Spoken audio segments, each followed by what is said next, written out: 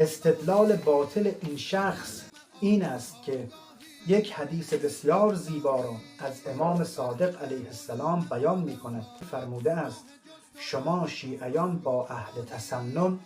هیچ وجه اشتراک ندارید به غیر از رو به قبله ایستادن در وقت نماز. این شخص جاهل مجهول الهویت با دستاویز قرار دادن این حدیث میگوید این فحشی که من داده ام به خلیفه چهارم اهل تسنن داده ام، نه به امام اول شیعیان. چقدر این شخص جاهل و نادان است، اصلا نمیفهمد که منظور امام صادق قرآن ناطق بهر حقایق علیه السلام این است که ای شیعیان اعتقادات شما با اعتقادات اهل تسنن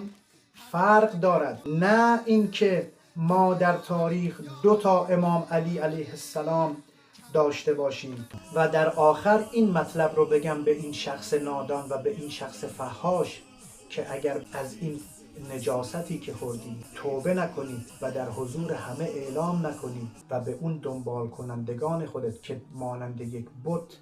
توی فحاش نادان بی سواد جاهل رو میپرستن، فحش شنیدن و فحش دادن به امیر مؤمنان علی علیه السلام رو که برای اونها به یک امر عادی تبدیل کردی، اگر اونها رو آگاه نکنی که کارت اشتباه بوده، در نزد شیعیان یک کافر بسیار نجس و مرتد و از دین خدا خارج هستی و ما مانند ابوبکر و عمر و مانند معاویه تو را لعنت میکنیم و تمام هواداران تو را و آنها را هم کافر و نجس و مرتد میدانیم.